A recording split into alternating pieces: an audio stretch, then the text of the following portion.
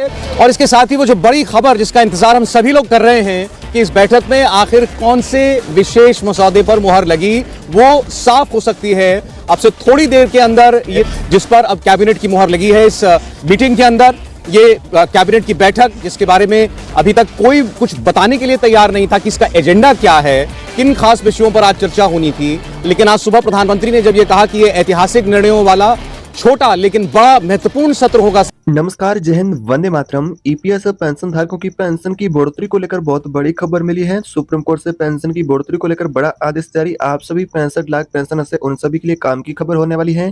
तो क्या supreme court ने आदेश जारी किया है और जिसके अनुसार आपकी पेंशन ईपीएस जो 1000 रुपए की मिलती है उसमें कितनी बढ़ोतरी होने वाली है, और क्या सरकार ने ऐलान किया है, और क्या आपकी पेंशन 1000 रुपए से बढ़ा करके 7500 रुपए होगी, 8500 रुपए होगी या फिर 9000 रुपए की होगी। तो इसको लेकर क्या सुप्रीम कोर्ट का फैसला होने वाला है, और जो लिस्ट है जारी की गई, इस लिस्ट के अनुसार आपको कितनी पेंशन मिलेगी और कौन कौन से ऐसे पेंशन धारक है जिनको इस सुविधाओं का लाभ नहीं मिलेगा। और यह भी बात करेंगे कि आखिरी पेंशन की बढ़ोतरी के साथ में आपकी कौन कौन सी मांगे मंजूर हुई है। तो इस अपडेट की आखिरी पूरी सच्चाई क्या होने वाली है, सुप्रीम कोर्ट का पेंशन को लेकर आखिरी फाइनली जो क्लियरली फैसला क्या होने वाला है, क्या सुप्रीम कोर्ट ने ऐलान किया है या फिर नहीं, इस अपडेट की संपूर्ण डिटेल से जानकारी को जानेंगे क्या है इस अपडेट की पूरी सच्चाई। तो वीडियो में आगे बढ़ने से पहले आपसे छोटी सी रिक्वेस्ट रहेगी, अभी तक आपने इसी चैनल को सब्सक्राइब नहीं किया है तो चैनल को सब्सक्राइब कर दीजिएगा, बेल आइकन को भी ऑल पर प्रेस कर देना है ताकि आपकी ईपीएस पेंशन से जुड़ी इस तरह की ताजा रोजाना अपडेट आपको देखने को मिलती रहे। तो 65 लाख पेंशन धारक है उनके लिए बड़ी जीत मिली है, इस तरह की भी जानकारी मिली है। ईपीएफओ का आदेश, पेंशन में होगा बदलाव, नया पेंशन और नया नियम आपकी पेंशन में अब लागू होने वाला है। अलग अलग मीडिया रिपोर्ट के अनुसार खबरें मिली है और इस अपडेट जो आ रही है इसको जानेंगे कि आखिर क्या आपके लिए फाइनली जो अपडेट होने वाली है और पेंशन में बढ़ोतरी कितनी होगी, ये सबसे प्रमुख मुद्दा है। तो यहाँ पर पहली बड़ी अपडेट ईपीएफओ से इस तरह की अपडेट मिली है मीडिया रिपोर्ट के अनुसार कि ईपीएफओ आपकी पेंशन की जो वर्तमान में गणना का जो 15,000 रुपए का लिमिट है उसको खत्म करके अंतिम वेतन के अनुसार अब आपको पेंशन मिलेगी। इसको लेकर विचार किया जा रहा है, लेकिन इसको लेकर कोई भी सरकार से और ईपीएफओ से आधिकारिक घोषणा नहीं हुई है। ये जानकारी जो कि मीडिया रिपोर्ट के अनुसार मिली है, दावा ऐसा किया जा रहा है कि अंतिम वेतन के अनुसार पेंशन मिलेगी, लेकिन ऐसा आदेश फिलहाल आधिकारिक सरकार से और ईपीएफओ से सुप्रीम कोर्ट से जारी नहीं हुआ है। अगर ईपीएफओ का आदेश के अनुसार देखा जाए तो नया पेंशन और नया नियम कहतों पर यहाँ पर आपकी पेंशन है जो अंतिम वेतन के अनुसार गणना होगी, जैसा कि जो आपका अंतिम है जो 10,000 रुपए हो या फिर 15,000 रुपए हो या फिर 20,000 रुपए का वेतन हो, उसके अनुसार पेंशन की गणना होगी, ऐसा बताया जा रहा है। लेकिन ऐसा अभी तक सरकार से कोई आदेश जारी नहीं हुआ है। बात करें सुप्रीम कोर्ट से, तो सुप्रीम कोर्ट से भी इस तरह की मीडिया रिपोर्ट अनुसार यानी कि खबर मिली है कि आप सभी की पेंशन में अब 9,000 प्लस एडीए तक सभी ईपीएस पेंशनर से उनको मिनिमम पेंशन मिलेगी और सुप्रीम कोर्ट का भयंकर ऐलान बताया जा रहा है।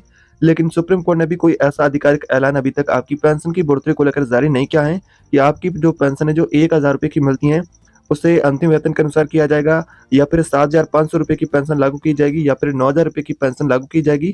पेंशन की बढ़ोतरी को लेकर कोई निश्चित अभी तक राशि तय नहीं की गई है। ये सारी जो पेंशनर्स की मांगी कि सरकार पेंशन धारकों को 9,000 रुपए की पेंशन दे, 7,500 रुपए की पेंशन लागू करे, लेकिन सरकार ने फिलहाल कोई ऐसी घोषणा नहीं की है फिक्स कन्फर्म कि आपकी पेंशन 9,000 रुपए ही लागू होगी या फिर 7,500 रुपए ही लागू होगी या फिर अंतिम वेतन के अनुसार पेंशन की गणना की जाएगी। तो फिलहाल इस फैसले को लेकर कोई भी ऐलान जारी नहीं हुआ है। मीडिया रिपोर्ट के अनुसार इस तरह की खबरें मिली है कि आप सभी की पेंशन में सरकार बदलाव करने जा रही है, लेकिन इस अपडेट की आखिरी सच्चाई को देखें तो ऐसा कोई घोषणा या फिर ऐलान कहे तो आदेश कहे तो ऐसा कोई भी सरकार ने जारी नहीं किया है। पेंशन धारकों को और भी इंतजार करना पड़ सकता है। पेंशनर्स की मांगे जो कि अभी लंबित है। अगली बड़ी अपडेट आ रही है आप सभी की पेंशन ओपीएस को लेकर। अगर बात करें ओपीएस को लेकर, तो ओपीएस को लेकर इस तरह की बहुत बड़ी अपडेट मिली है। सीएपीएफ के 11 लाख जवानों को पेंशन का बहुत बड़ा इनकी तोहफा कहे तो बड़ा अपडेट मिला है उनके लिए। उन्हें मिलेगी पुरानी पेंशन और बाकी को करना होगा इंतजार। तो ओपीएस को लेकर बहुत बड़ा ऐलान हुआ है। 11 लाख जवान है उनको ओपीएस का फायदा मिलेगा। जो सीएपीएफ के यानी कि जवान है उन सभी को ओपीएस देने को लेकर बहुत बड़ी अपडेट मिली है। 11 लाख जवानों को केंद्रीय अर्धसैनिक बलों के ऐसे कार्मिक जिन्होंने ज्वाइनिंग के बाद राष्ट्रीय पेंशन प्रणाली एनपीएस में शामिल कर दिया गया था, अब वे दोबारा से पुरानी पेंशन योजना ओपीएस का लाभ ले सकेंगे। केंद्रीय गृह मंत्रालय की ओर से इस बाबत आदेश जारी हो चुके हैं। तो आपको बता दीजिएगा कि पुरानी पेंशन की बहाली का इंतजार कर रहे केंद्रीय कर्मचारी बल सीएपीएफ के 11 लाख जवान अफसर के लिए बहुत बड़ा अपडेट है। इन बलों के कुछ जवान और अधिकारियों को एनपीएस से बाहर निकालकर उन्हें ओपीएस में शामिल किया जाएगा। केंद्र सरकार भी इसके लिए राजी है। दूसरा मामला बाकी बचे हुए जवानों का है। इसमें 10 लाख से अधिक जवान व अधिकारी शामिल हैं। दिल्ली उच्च न्यायालय ने पिछले साल 11 जनवरी को दिए गए एक अहम फैसले में केंद्रीय अर्धसैनिक बलों के अंदर यानी कि सीएपीएफ को भारत संघ के सशस्त्र बल माना था। अदालत ने इन बलों में लागू एनपीएस को स्ट्राइक डाउन कर ओपीएस लागू करने की बात कही थी। इस फैसले पर केंद्र सरकार ने सुप्रीम कोर्ट में स्टे ले लिया था। अब इस मामले की सुनवाई अगस्त में होगी। सर्वोच्च अदालत ने कहा कि 5 अगस्त से जो सप्ताह शुरू हो रहा है उसमें केस को लिस्ट करे। याचिकाकर्ता विशेष अनुमति याचिका एसएलपी में संशोधन भी कर सकते हैं, कोई नया दस्तावेज भी जोड़ सकते हैं। सर्वोच्च अदालत में याचिकाकर्ताओं की तरफ से जवाबी फाइल किया जाएगा। एनपीएस को स्ट्राइक डाउन करने की बात कही है, तो इसको लेकर अगर बात करें तो बता दें कि केंद्रीय बलों के जवानों ने गत वर्ष दिल्ली में हाई कोर्ट से अपने हक की लड़ाई जीती थी। केंद्रीय अर्धसैनिक बल को यानी कि अगर बात करें तो भारत संघ के सशस्त्र बल मानते हुए अदालत ने इसमें जो पेंशनर्स है उनको इनमें लागू एनपीएस को स्ट्राइक डाउन करने की बात कही है। हाई कोर्ट ने अपने फैसले में कहा था कि चाहे कोई आज इन बलों में भर्ती हुआ हो या पहले कभी भर्ती हुआ हो या फिर आने वाले समय में भर्ती होगा, तो सभी जवान और अधिकारी पुरानी पेंशन स्कीम के दायरे में आएंगे। केंद्र सरकार ने हाई कोर्ट के फैसले को लागू नहीं किया है। केंद्र सरकार को सुप्रीम कोर्ट में फरवरी 2024 तक स्थगन आदेश मिल गया है। तो फिर अब सर्वोच्च अदालत ने एसएलपी नंबर और डायरी नंबर में कहा है कि 5 अगस्त से जो सप्ताह शुरू हो रहा है उसमें इस केस को लिस्ट करे। सर्वोच्च अदालत ने एसएलपी में संशोधन करने की भी इजाजत दे दी है। केवल इन्हीं लोगों को मिलेगा यानी कि पुरानी पेंशन का फायदा। तो केंद्रीय अर्धसैनिक बलों के ऐसे कार्मिक हैं जिन्होंने ज्वाइनिंग के बाद राष्ट्रीय पेंशन प्रणाली में शामिल कर दिया गया, अब वे दोबारा से यानी कि ओपीएस है जो कि पुरानी पेंशन का भी लाभ ले सकेंगे। केंद्रीय गृह मंत्रालय की ओर से इस बाबत में यानी कि आदेश भी जारी हो चुके हैं। हालांकि ये केस भी सर्वोच्च अदालत तक पहुंचा है। खास बात यह है कि इसमें केंद्र सरकार भी कुछ शर्तें पूरा करने वाले कर्मचारियों को ओपीएस में शामिल करने के लिए राजी हो गई है। और इस संबंध में डीओ यानी कि पीटी ने 3 मार्च 2023 को एक कार्यालय ज्ञापन यानी कि जारी किया था। इसमें कहा गया था कि ऐसे कर्मी जिनकी भर्ती प्रक्रिया 2003 में शुरू हुई थी या उसका विज्ञापन आया था लेकिन उनकी ज्वाइनिंग 2004 या उसके बाद हुई थी, तो केंद्र सरकार के आदेशों में कहा गया कि ऐसे अधिकारी या कार्मिक है जो अगर कर्मचारी है जो कि राष्ट्रीय पेंशन है प्रणाली को अधिसूचित किए जाने की तारीख से यानी कि 22 दिसंबर 2003 से पहले विज्ञप्ति या अधिसूचित किए गए पदों के तहत केंद्र सरकार की सेवा में शामिल हुए हैं। अब ऐसे कर्मचारी या अधिकारी भी केंद्रीय सिविल सेवा पेंशन का जो नियम 1972 है उसके तहत पुरानी पेंशन का लाभ में यानी कि योजना में लाभ लेने के लिए योग्य है, ऐसा कहा गया है। और वैसे में केंद्र सरकार ने दिया था एक विकल्प, तो सीएपीएफ के अलावा दिल्ली पुलिस और केंद्र सरकार के दूसरे कर्मी है जो पेंशनर्स हैं उनको 31 अगस्त तक एक विकल्प देने के लिए कहा गया है। सरकार ने कहा कि कोई भी योग्य कार्मिक इस विकल्प से दूर न रहे। संबंधित विभाग द्वारा सभी योग्य जो कर्मचारी तक यह सूचना पहुंचाने का हर संभव प्रयास किया गया है।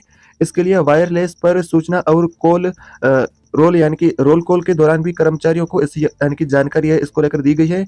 ये एक बार की का विकल्प है यानी कि एक बार का आपको विकल्प मिलेगा, बार बार नहीं मिलेगा। तो यहाँ पर गत वर्ष 31 अक्टूबर तक सभी विभागों को इस प्रक्रिया को पूरा करने के लिए भी कहा गया है।